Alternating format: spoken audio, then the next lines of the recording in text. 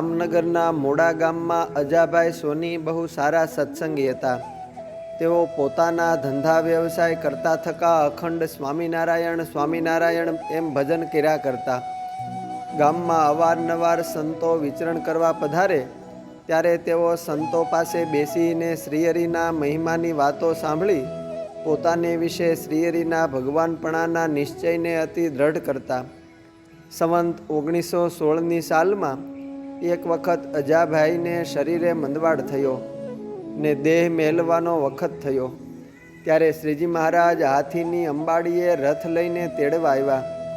તે વખતે મોડા ગામમાં ગોહિલવાડના મહેમાન આવેલા હોવાથી જાડેજા દરબાર વિરાજી તથા કુંભાજીની ડેલીએ 8-10 માણસ રાત્રિને સમયે બેઠા હતા. તેમણે તે રથના પૈડાનો ઘરેરાટ સાંભળ્યો.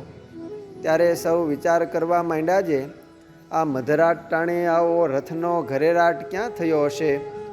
ડાયરામાં સૌ સાથે ડેલીએ બેઠેલા જાડેજા દરબાર વિરોજી બોલ્યા જે ગામમાં હરિભક્ત અજાસોની માંદા છે.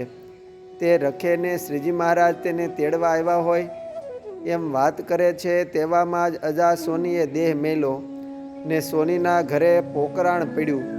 તે સૌએ ત્યાં બેઠા બેઠા જ સાંભળ્યું. ત્યારે સૌ ગોહિલવાડથી આવેલા મહેમાનોને એમ થયું જે આ પ્રગટ સ્વામિનારાયણનો ધર્મ સાચો છે. નહીં તો આમ કોઈને અંતકાળે તેડવા આવ્યા હોય ને બીજાને એનું પ્રમાણ જણાતું હોય એવું નથી. એમ વાત કરતાં કરતાં સૌને અતિ ગુણ આવ્યો. એ જ વખતે જામનગરમાં અજા સોનીના બહેન રતનબાઈ હતા.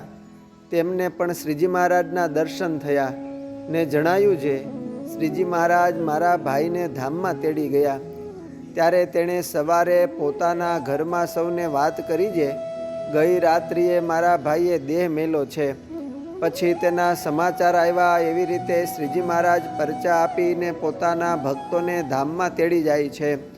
મારા જનને અંતકાળે જરૂર મારે આવવું, બિરુદ મારું એન બદલે તે સર્વે જનને જણાવવું.